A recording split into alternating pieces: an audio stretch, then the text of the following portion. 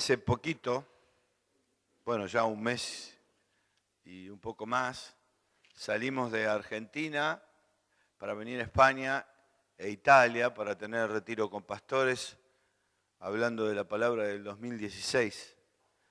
Ya estamos casi encima, pero desde hace tiempo, desde hace muchos meses que estamos pidiendo dirección de Dios, y bueno, ya está el libro de Barcas casi listo, así que pronto podrán tenerlo, y pronto mostraremos cuál es la palabra que Dios tiene para nosotros el año que viene. Pero no queremos que se distraigan del año que estamos, o sea, todavía faltan algunos días. Es poco el tiempo, pero quizá todavía no sientas que tu vida ha sido cambiado lo suficiente. Cuando hablamos de reforma estamos hablando de eso. Cuando decimos que un hombre o una mujer se convierte en evangelista reformado,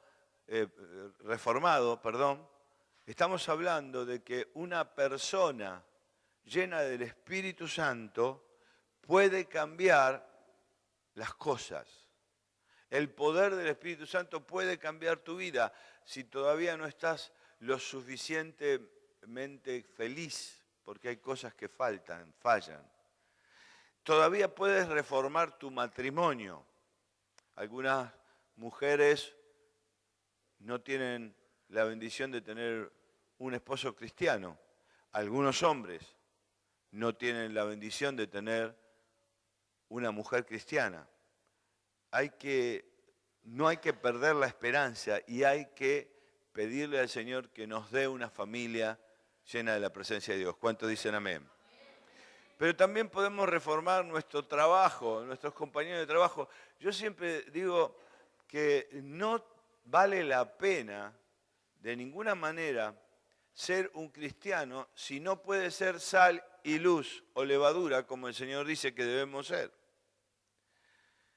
Les cuento una anécdota que me pasa seguido. En la ciudad de Plotier, donde vivimos muchos años de nuestro ministerio, yo me hice amigo de un grupo de empresarios, de gente de negocios, que se reunían y cada tanto, jugaban al pádel o algún entretenimiento así, pero cuando hablaban entre ellos, por supuesto como casi todos, hablaban entre ellos diciendo un montón de tacos, malas palabras por acá, malas palabras por allí. Y entonces yo notaba algo, que ni bien llegaba, el grupo cambiaba su forma de hablar. Yo nunca le había dicho a ninguno de ellos, no digan malas palabras mientras que estoy yo, por lo menos. No los corregía con eso, no los corregía con el tabaco o algo por el estilo, pero era automático. Yo llegaba al grupo, ellos cambiaban su manera de hablar. Y llegaba el grupo y la gente escondía su cigarro. No eran cristianos, pero sabían que había alguien que sí lo era y se sentían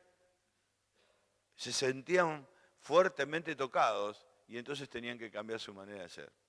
¿Entienden lo que estoy diciendo cuando hablo de reformados?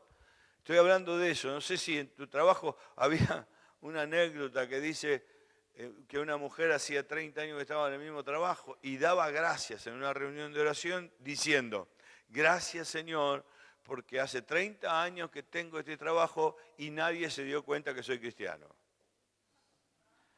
Porque le podía costar el trabajo, ella pensaba. Entonces estaba dando gracias a Dios porque no había influenciado jamás en su vida sobre la gente de su trabajo.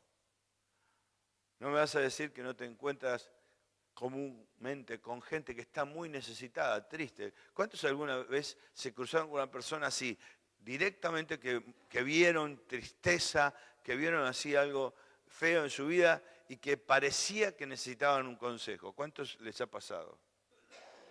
Bueno, todos los demás salgan un poco más. Antes de salir de Buenos Aires, prediqué en una iglesia donde realmente con mi esposa queríamos descansar 2 días para después venir aquí y hacer todos los viajes que tengo que hacer. Pero bueno, el domingo me invitaron a predicar y antes de predicar cantaron una canción que una parte de esa canción me impactó. Y dice así: el Espíritu Santo nos lleva más allá de lo que anhelo, más allá de lo que espero. O sea, el Espíritu Santo cuando comienza a hablar a tu vida, te lleva muy lejos. ¿Cuán lejos? Mucho más de lo que esperas. Y además mucho más de lo que anhelas. Yo creo que, no sé si en tu vida es suficiente solamente venir a la iglesia para estar aquí y nada más. Pero creo que todos los que vienen a la iglesia, o por lo menos debieran intentar que sea un cambio para su vida. Entonces cada vez que te sientas en este lugar y alguien va a dar la palabra o alguien va a conducir la alabanza y la adoración, tienes que esperar recibir algo. Tienes que esperar ser tocado de alguna manera. Pero el Señor te va a llevar más allá de lo que esperas y más allá de lo que anhelas. ¿Cuántos anhelan algo de parte del Espíritu Santo hoy? A ver, levante bien su mano y convénzame que está diciendo amén. A ver, ¿cuántos? Bien, muy bien. Todos tenemos un destino profético. ¿Qué es eso? ¿Es algo que se inventó en estos últimos tiempos? No.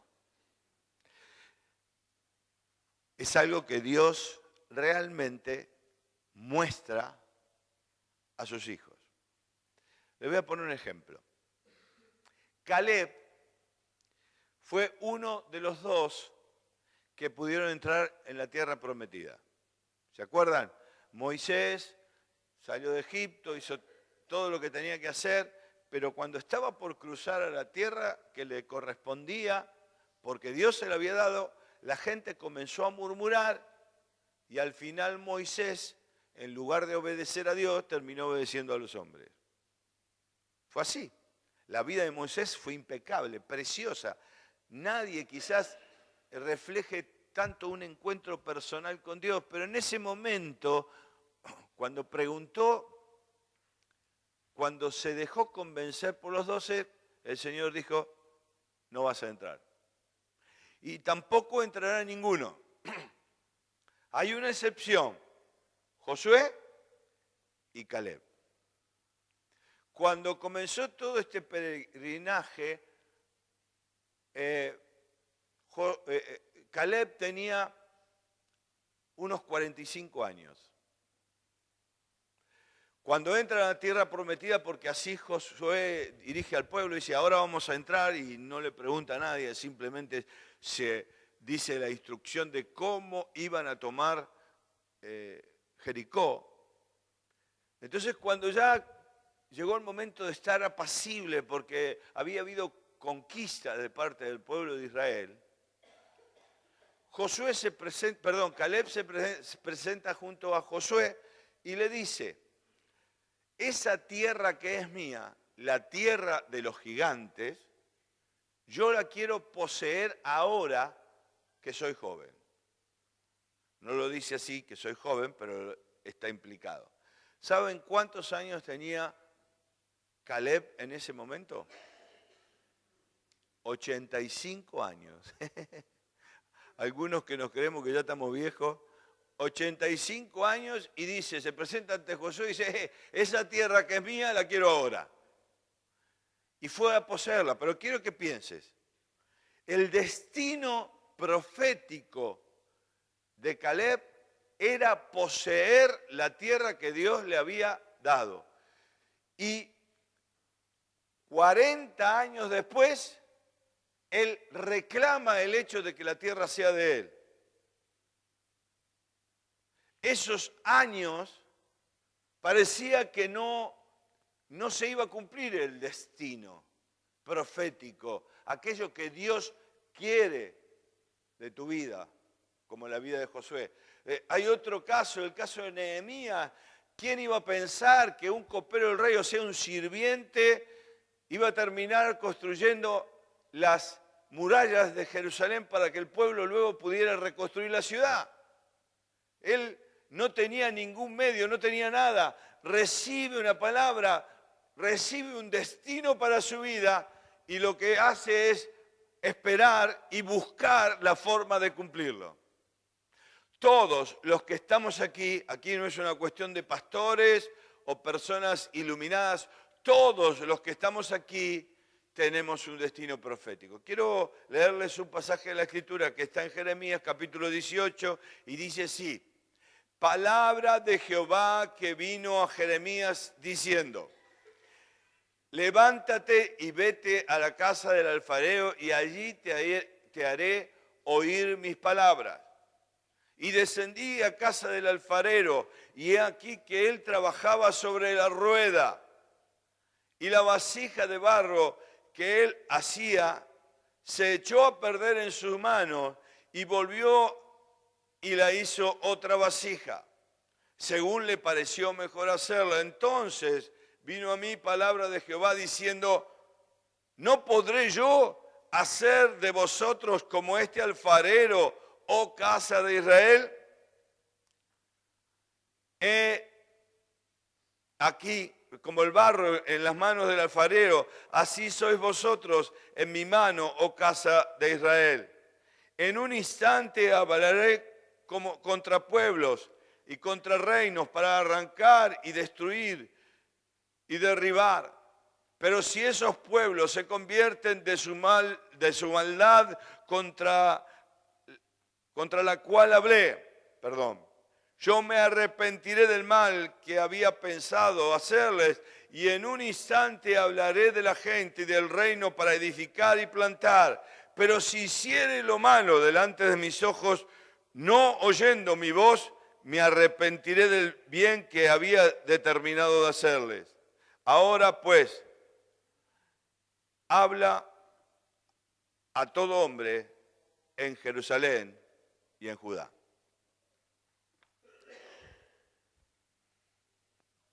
Un pasaje interesante, uno de los pasajes que me gusta mucho de la Escritura. Ustedes leen la Biblia, ¿sí?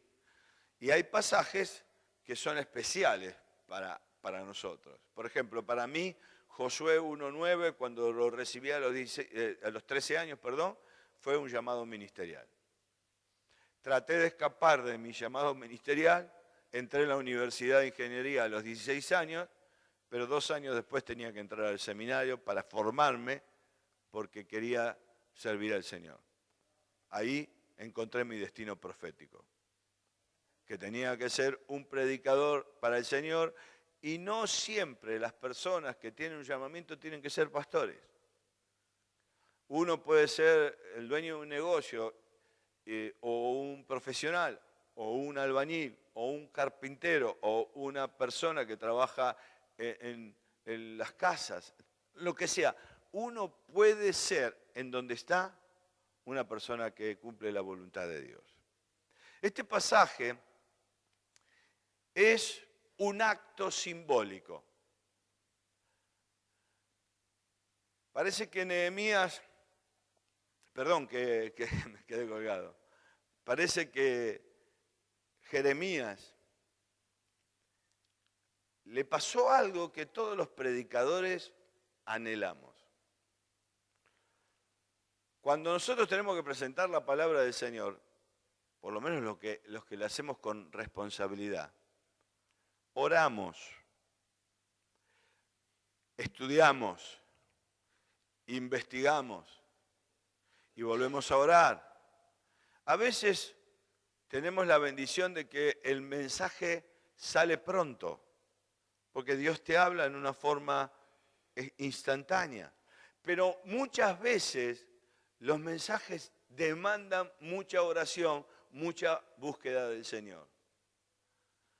Así que si me pasara a mí lo que le pasó a Jeremías, sería algo muy interesante, porque Jeremías dice que Dios le dijo, escuchen,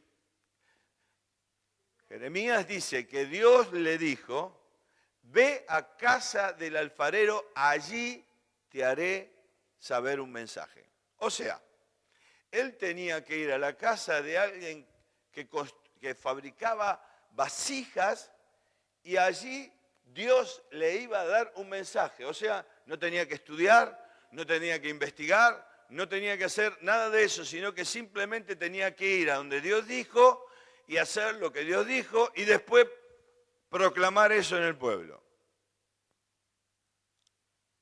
A mí me encanta eso. Anhelo que todos los días me pase eso, que Dios me diga, anda, ve, o como quieran decirlo, vete, y allí vas a encontrar escrito lo que yo quiero que te digas. Hay veces los predicadores tenemos que buscar tanto del Señor que a veces duele hacer el mensaje. ¿Por qué? Porque a veces pareciera que se demora la palabra. Y no es así. Lo que el Señor quiere es que nosotros demos una palabra madura. No agarrar, coger la Biblia y señalar un texto y esto es suficiente. La responsabilidad que yo tengo en este día de presentarle el Evangelio o la parte del Evangelio que me toca es una responsabilidad que no importa cuántos años hace que predique, sigue siendo algo muy importante. Sigue siéndolo. Porque vosotros estáis esperando que Dios les hable. Y yo estoy esperando que Dios les hable. No es el lucimiento frente a la palabra, sino que sea efectiva. Y yo oro en este día para que el Señor les traiga la bendición. Entonces, Jeremías dice que tuvo que ir a casa del alfarero. ¿Cuántas veces debe haber pasado Jeremías por la puerta del alfarero? ¿Cuántas veces habrá entrado para comprar una vasija por su necesidad? Escuchen, era lo más normal. Todo el mundo alguna vez en esa época pasó por casa del alfarero y en casa del alfarero vio cómo trabajaba. Jeremías, otra vez, Jeremías era uno de aquellos que habían pasado pero no habían encontrado un mensaje de Dios, pero dice Dios, yo te voy a hablar allí. Y dice que entró y vio al alfarero trabajando en el torno. ¿Saben lo que es el torno? Era una piedra sobre la otra que con las piernas se movía y entonces giraba, se cogía el barro, se ponía allí y el alfarero moviendo sus pies hacía que la rueda de arriba girara y con sus dedos formaba la vasija. Ahora hay muchas otras formas de hacerlo, pero el alfarero trabajaba así con sus dedos. Y dice la Escritura que algo observó Jeremías, y es que si la vasija se echaba a perder, él volvía a coger el barro y lo ponía en el mismo canasto donde estaba todo el material, cogía otra vez el mismo barro y hacía otra vasija según él lo veía conveniente. Y entonces dice, yo te comunicaré un mensaje. Y él encontró el mensaje. Cuando la pieza se ponía mala, el barro estaba todavía blando, dócil, el alfarero podía seguir trabajando. Dice el Señor, ¿acaso yo no puedo hacer con ustedes lo mismo que el alfarero con el barro? Esto es una pregunta que quizás tengas que hacerte en esta mañana. Yo no sé cuántos están medio dormidos, espero que no. Pero la pregunta que tienes que hacerte es, ¿qué es lo que Dios tiene que cambiar? En tu vida, yo me haré la misma pregunta, o me estoy haciendo la pregunta y la hago permanentemente. A mí me ha costado 37, 38 años de ministerio el decirle a Dios, Señor, poné tus manos sobre mí y haceme algo nuevo. Lo que el Espíritu Santo me dio ayer no es lo que me da hoy, ni lo que me dará mañana. Eso es lo lindo de la vida cristiana. Entonces dice, el Señor reclama al pueblo a través del profeta y le dice, ¿no puedo hacer yo lo mismo que el alfarero? ¿No puedo yo meter mis manos en la vida tuya, vuestra, para cambiarla?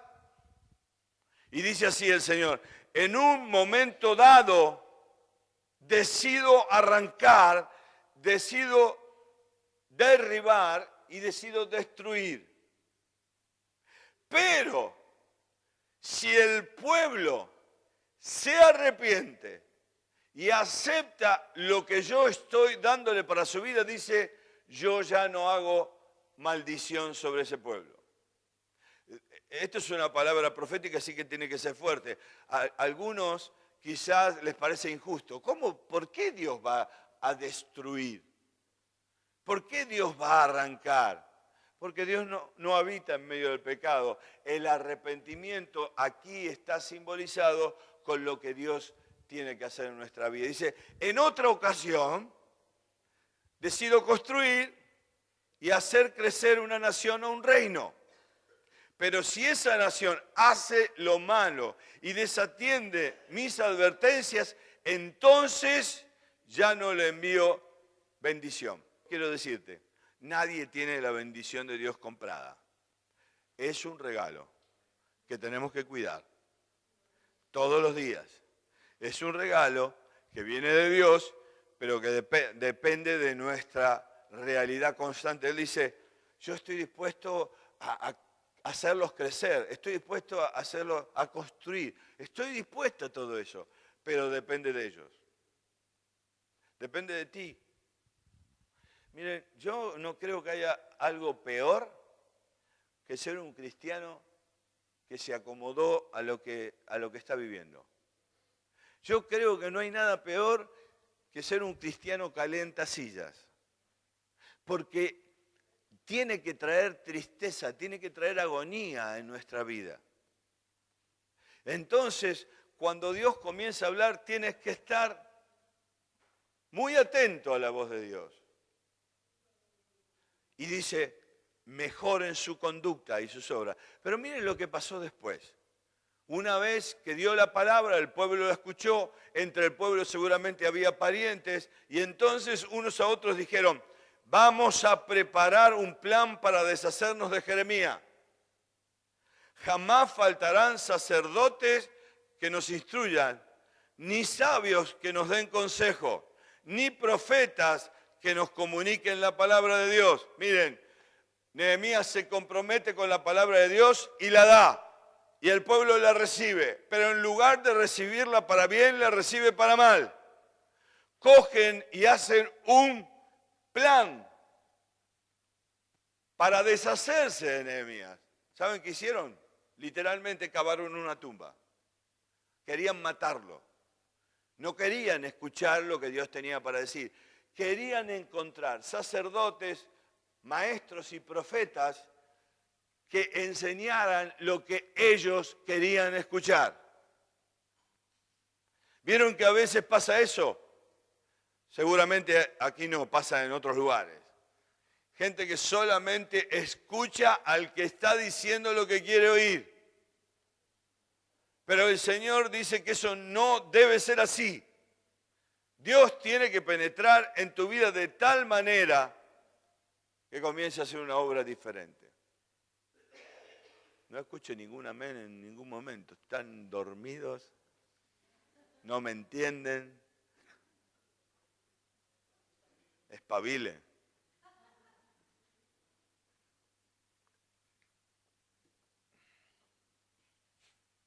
Primero, Dios es el alfarero, con sus manos puestas en el torno, formando nuestras vidas.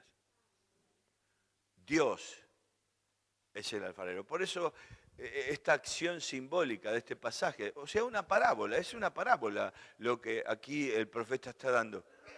Y lo primero que dice, Dios está poniendo sus manos porque es el alfarero. Segundo, Dios necesita que nosotros seamos dóciles, así como el alfarero necesita de la docilidad del barro para poder hacer un jarrón.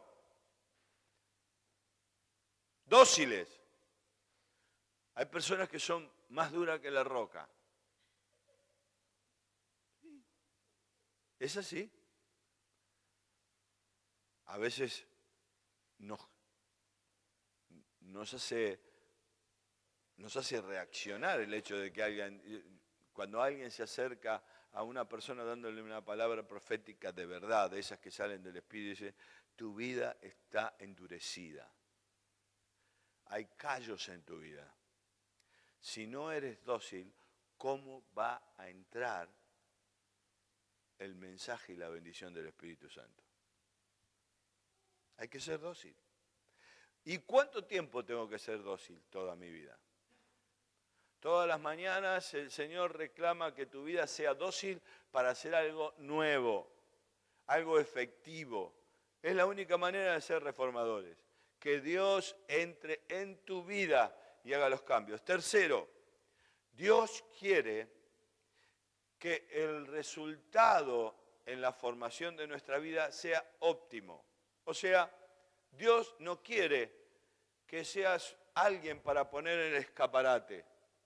Porque puede salir bien la pieza y entonces el alfarero decirle poner exposición. Y lo deja ahí en exposición. Si alguien no viene y lo utiliza, ¿para qué se hizo el jarrón? La pregunta es, ¿para qué el Señor te ha entregado la vida eterna? ¿Para qué el Señor sopló sobre tu vida y te llenó del Espíritu Santo?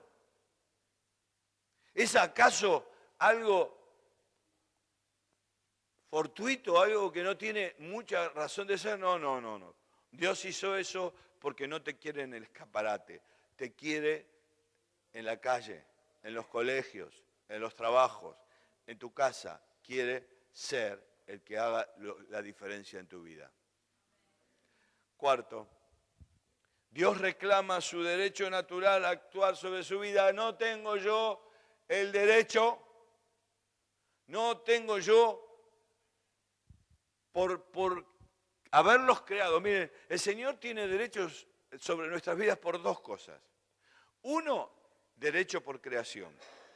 Y otro, derecho porque nos compró por la sangre de Cristo. Así que aquellos que conocemos al Señor, tenemos doble motivo para hacer siempre la voluntad de Dios. Primero, Él nos creó. Segundo, Él nos redimió. Y entonces nos compró por la sangre de Jesús. Por eso, a mí me suena muy raro cuando alguien dice que va a ser voluntario. ¿Cómo puede ser que una persona que fue comprado por la sangre de Jesús se sienta dentro de la iglesia como un voluntario? El pastor tiene la obligación de hacer todas las cosas, pero yo soy voluntario. Vengo cuando quiero, asisto cuando quiero, ayudo cuando quiero y le digo al pastor, en cualquier momento le voy a ayudar. Y de pronto le digo, no, estas semanas por favor no me pida nada porque no. Es una cosa media rara. Porque el Señor compró tu vida por sangre, por lo tanto el Señor hace contigo lo que quiere. Nadie dice amén acá, yo no entiendo. O están asustados porque se ven venir algo.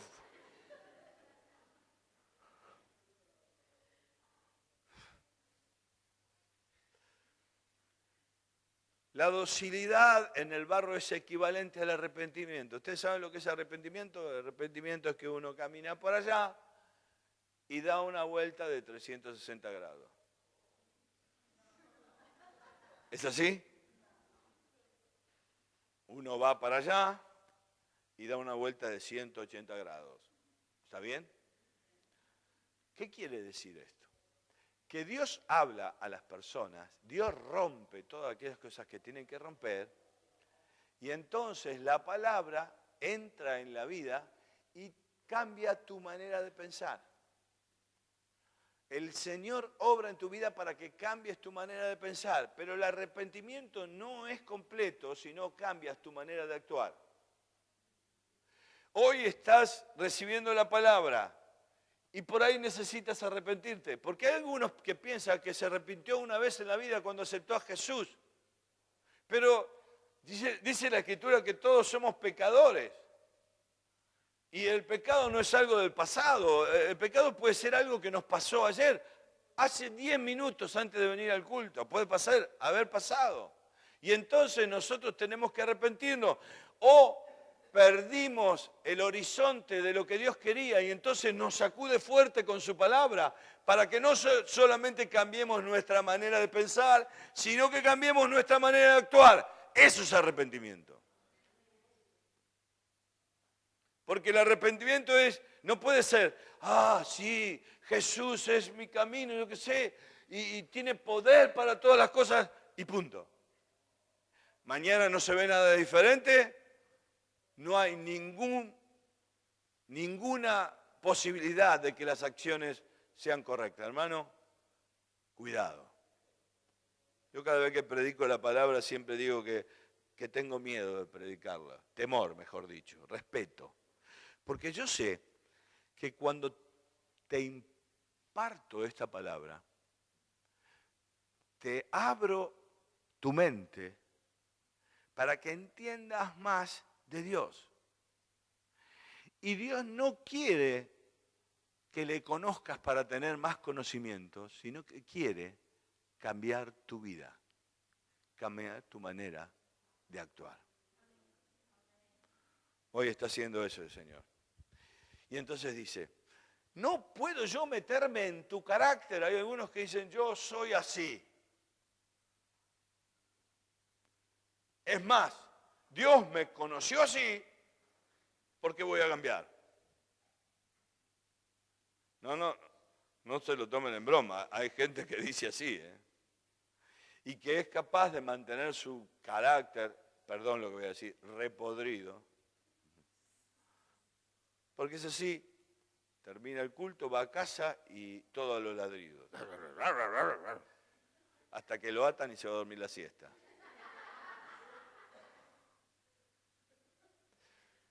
Dice el Señor, ¿no puedo yo meterme en tu carácter?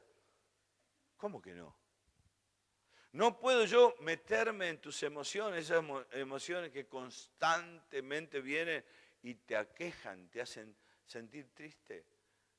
No puedo yo enseñarte a manejar tus finanzas. Ustedes saben, hace algunos años atrás me vinieron a hacer una entrevista de un periódico. Era un periódico de amplio distribución, uno de los periódicos más importantes de la zona del país. Y vinieron porque ellos habían escuchado de la influencia de la iglesia en la ciudad y querían hacerme un reportaje. Fuimos a mi oficina, este hombre era universitario, de estos que les gusta ser universitario toda la vida y que les gusta mostrar su conocimiento. Son preciosos esos para...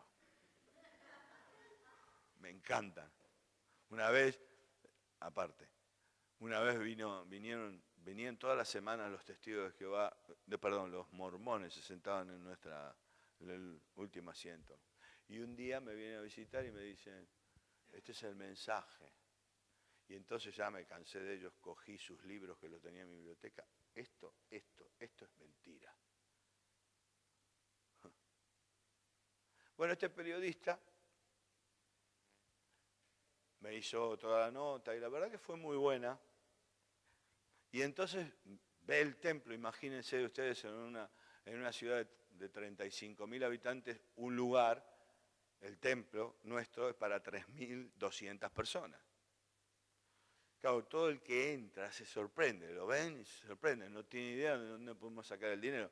No se preocupen que yo tampoco sé de dónde lo sacamos.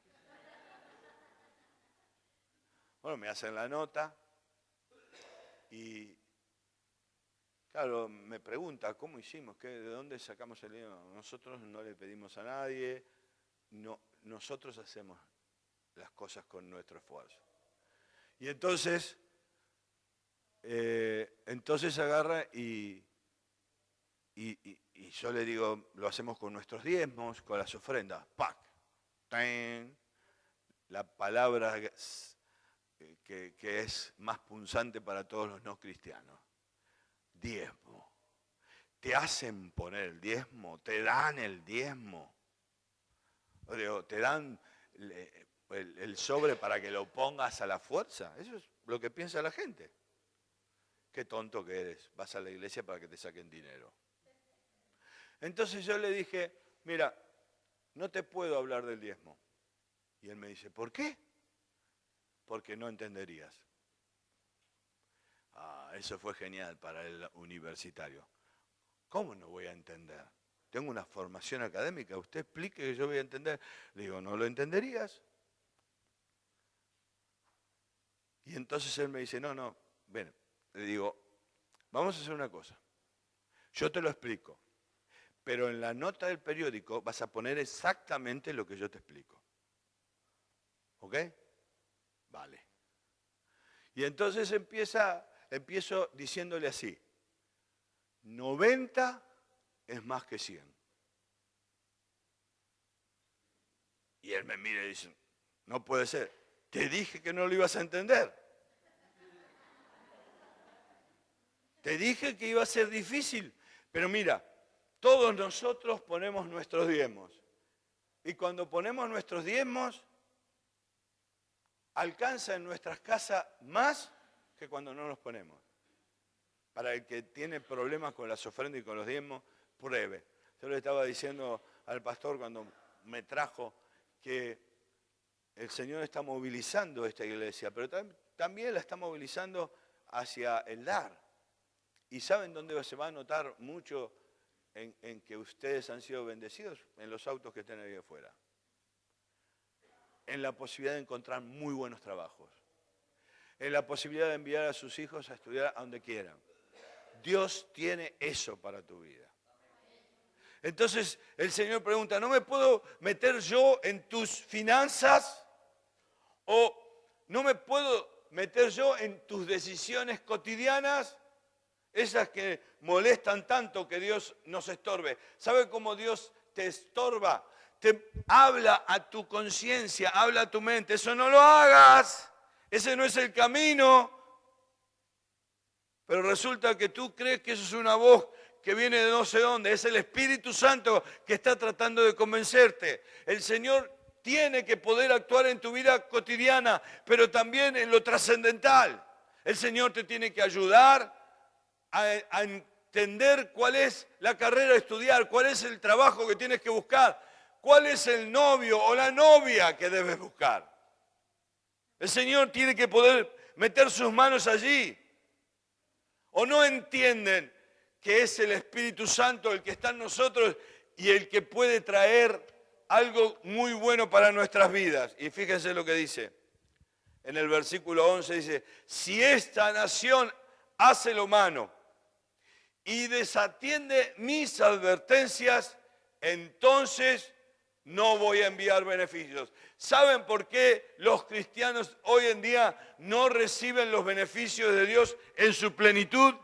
Simplemente porque no atienden las advertencias. Y las advertencias vienen de la Biblia misma. Cada vez que la lees, el Señor habla a tu corazón. Y si no lee en los primeros versículos que leas, lee hasta que te hable a tu corazón. El Señor te da advertencias desde el púlpito. Cuando escuchas una palabra, el Señor te da advertencias mientras conduces tu auto o mientras que vas a las compras.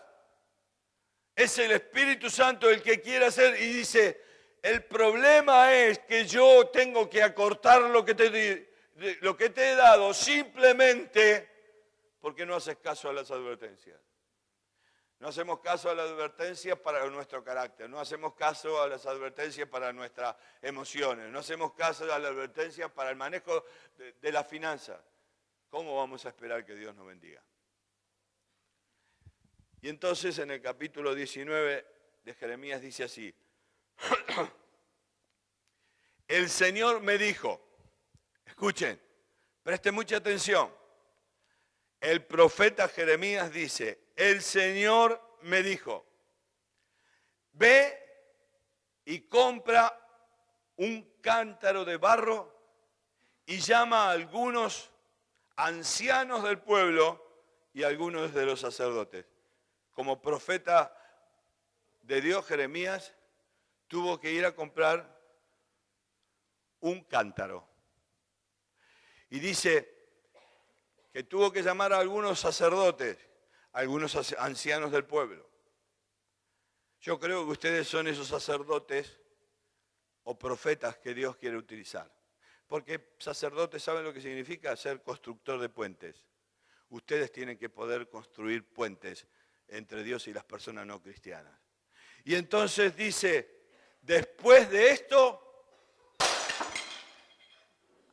haz pedazos el cántaro a la vista de los hombres que te acompañan y diles, el Señor Todopoderoso dice, haré pedazos a este pueblo y esta ciudad como quien hace pedazos a un cántaro de barro que ya no se puede reparar.